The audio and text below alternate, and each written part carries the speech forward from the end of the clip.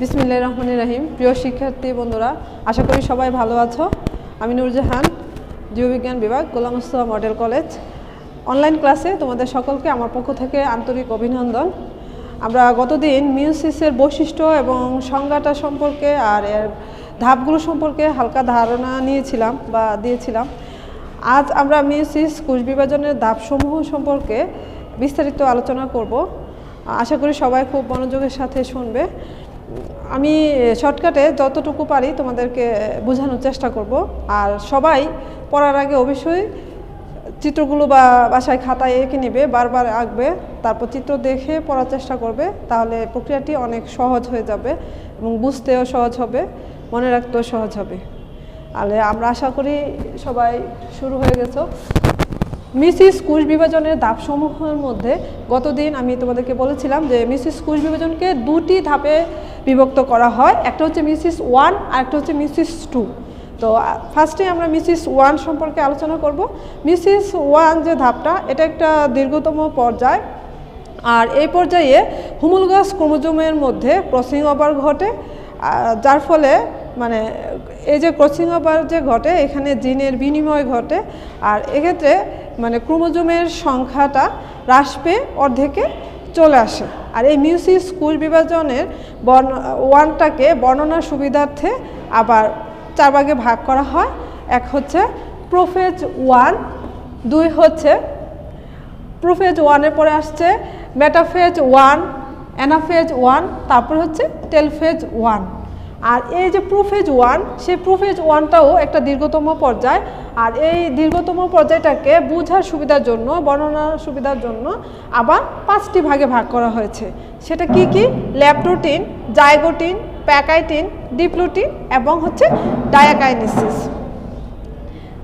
এখানে আমি সবগুলোরই হালকা পাতলা চিত্র মোটামুটি আঁকার চেষ্টা করেছি। তো প্রোফেজ 1 যে ধাপটা আছে, সেটাকে কয়টা ভাগে ভাগ করা হয়? 5টা ভাগে। একটা হচ্ছে ল্যাপ্টোটিন, জাইগোটিন, প্যাকাইটিন, ডিপ্লোটিন, ডায়াকাইনেসিস। ফার্স্টে আসা যাক প্রোফেজ 1-এর ল্যাপ্টোটিন ধাপটি। তবে কিছু বলে নেই যে প্রোফেজ 1 ধাপ শুরু হওয়ার আগেই ডিএনএর প্রতিলিপন ঘটেছিল।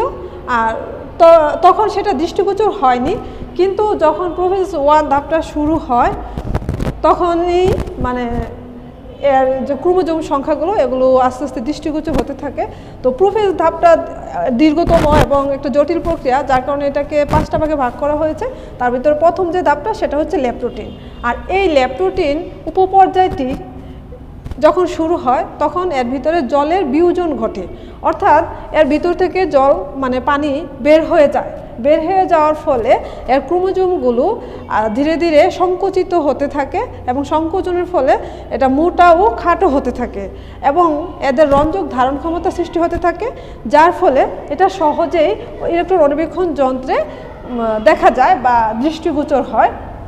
আর যখন দেখা যায় তখন এই যে ক্রোমোজোমের বাহুগুলো, এই বাহুগুলোর গায়ে ছোট ছোট দানাদার বা গোলাকার ক্রোমোমিয়ার সংযুক্ত থাকে।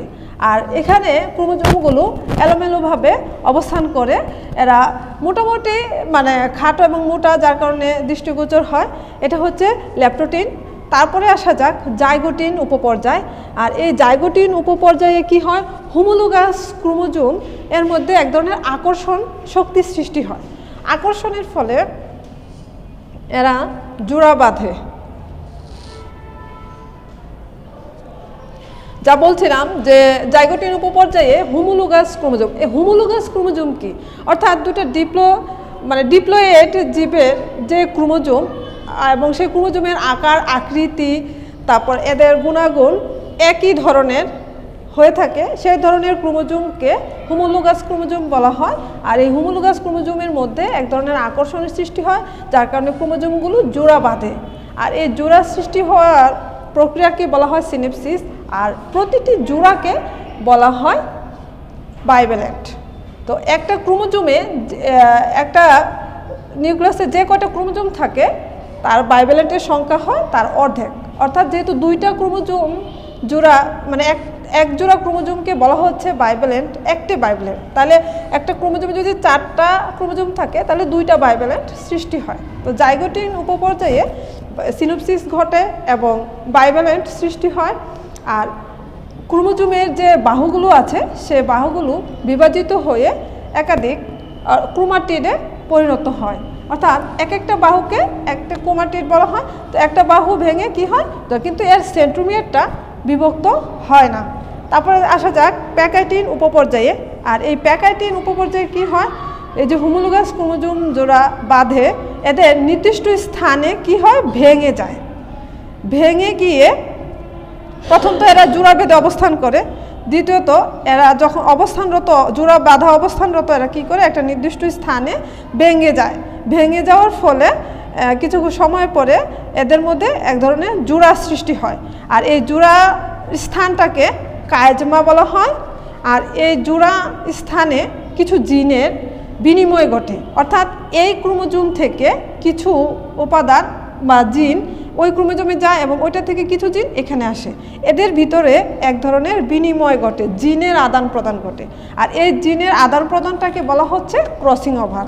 আর এই ক্রসিং ওভারের ক্ষেত্রে এই যে ক্রোমাটিড যদি একটা ক্রোমোজোমের, এটা একটা ক্রোমোজোম, এই একটা ক্রোমোজোমে 2টা বাহু থাকে, তাহলে এই বাহুটার কি বলা হয়, সিস্টার ক্রোমাটিড বলা হয়। অর্থাৎ একই ক্রোমোজোমের 2টা বাহুকে বা 2টা ক্রোমাটিডকে বলা হয় সিস্টার ক্রোমাটিড।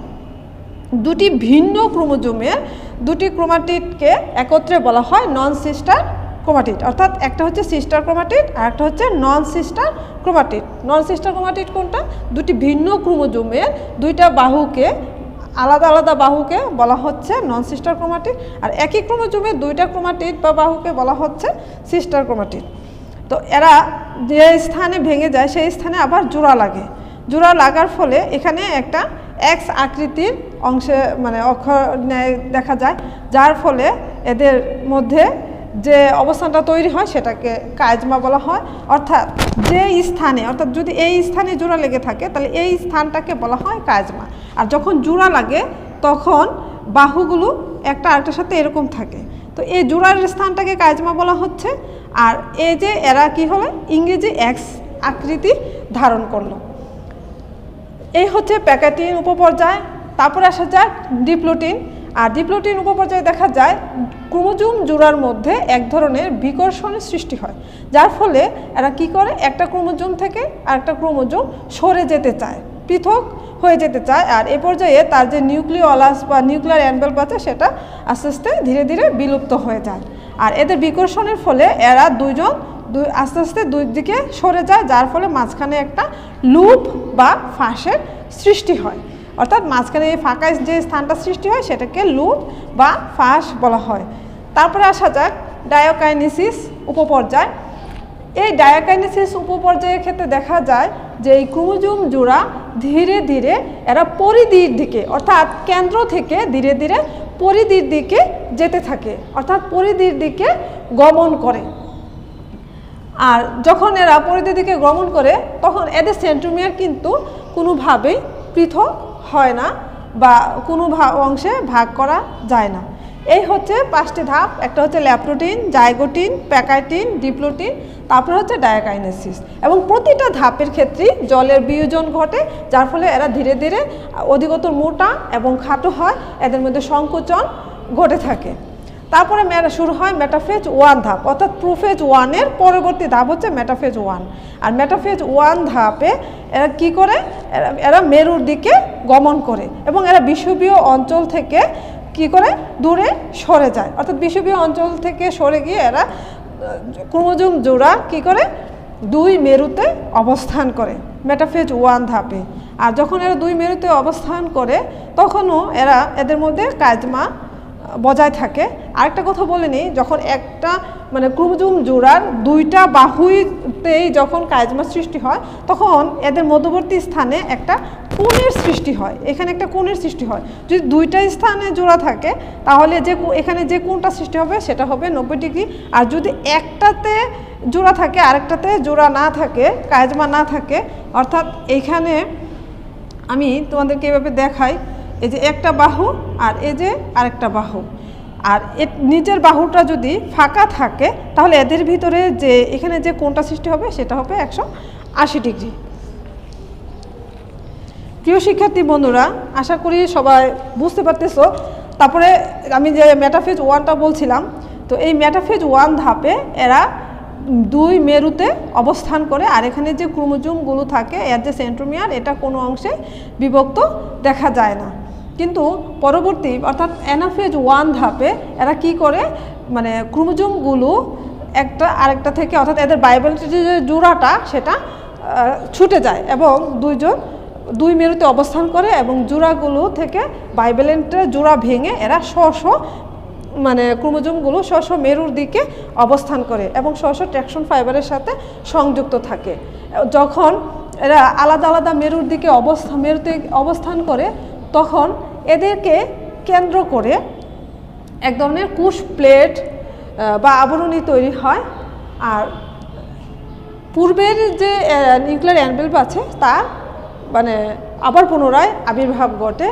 আর এই টেলোফেজ 1 ধাপের ক্ষেত্রে দেখা যায় যে এদের এখানে কুশ প্লেট সৃষ্টি হওয়া এরা 2টা আলাদা হয়ে গেছে এবং এদের যে ক্রোমোজোমগুলো আছে সেগুলো পূর্ণাঙ্গভাবে অর্থাৎ কোনোভাবে বিভক্ত না হয়ে মানে আরেকটা যে নিউক্লিয়াসের অভ্যন্তরে আবৃত হয়ে যায়, তখন এদের ক্রোমোজোম সংখ্যাটা মাতৃকোষের ক্রোমোজোম সংখ্যার অর্ধেক হয়ে যায়। কিভাবে হয় এটা আমি ক্লিয়ার করি। যে এখানে এই যে ক্রোমোজোম একটা ও এক মেরুতে আছে, ও যে মেরুর দিকে গমন করছে সেটাও সেই মেরুর দিকে গমন করছে এবং যখন এরা গমন করে তখন এদের সেন্ট্রোমিয়ারটা থাকে অগ্রগামী আর এদের বাহুগুলো থাকে অনুগামী, যার ফলে এদেরকে দেখতে ইংরেজি ভি, এল, জে এবং আই অক্ষরের মতো দেখায়। এবং এরা যখন নির্দিষ্ট মেরুতে অবস্থান করে তখন এদেরকে কেন্দ্র করে তার চারপাশে এক ধরনের নিউক্লিয়ার এনভেলপের আবির্ভাব ঘটে এবং মধ্যবর্তী স্থানে পুরাতন যে নিউক্লিয়ার এনভেলপটা বিলুপ্ত হয়ে গেছিল সেই এনভেলপের আবির্ভাব ঘটে।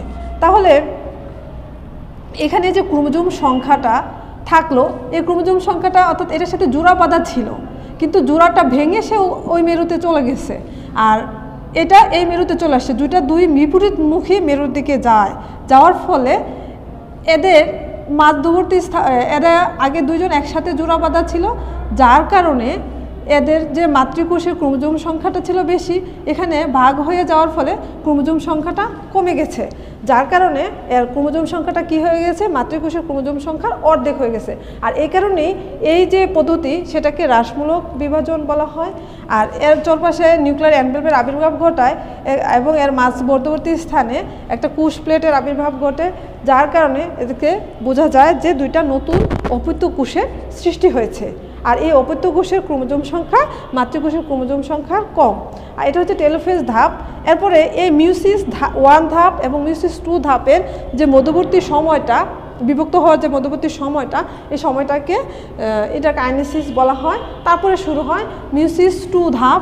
আর সেই মিউসিস 2 কিন্তু টেলোফেজ 1 ধাপে আরেকটা জিনিস ঘটে, এখানে জলের যুজন ঘটে, বিয়োজন ঘটে না, যার ফলে এর ক্রোমোজোমগুলো আস্তে আস্তে সরু থেকে সরুতর হতে থাকে এবং সংকোচন ও প্রসারণের ফলে আস্তে আস্তে এদের যে রঞ্জক ধারণ ক্ষমতা সেটা হারিয়ে ফেলে এবং এরা আস্তে আস্তে বিলুপ্ত হয়ে যায় এবং এরা দৃষ্টির অগোচরে চলে যায়।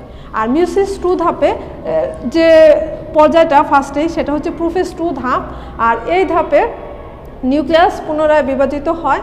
আর এই প্রোফেজ 2 ধাপ যেটা আছে সেই ধাপে পুনরায় জলের বিয়োজন ঘটে এবং ক্রোমোজোমের বাহুগুলো 2টা আলাদা ক্রোমাটিডে পৃথক দেখা যায় এবং জলের বিয়োজনের ফলে এরা মোটা ও খাটো হতে থাকে, অর্থাৎ সংকোচন এবং প্রসারণের ফলে এদের রঞ্জক ধারণ ক্ষমতার আবার আবির্ভাব ঘটে বা দেখা যায়, যার কারণে এদেরকে স্পষ্টভাবে দেখা যায়। আর এটা প্রোফেজ 2 ধাপে ঘটে। তারপরে মেটাফেজ 2 ধাপে কি ঘটে, মেটাফেজ 2 ধাপে আবার পুনরায় স্পিন্ডল যন্ত্রের আবির্ভাব ঘটে।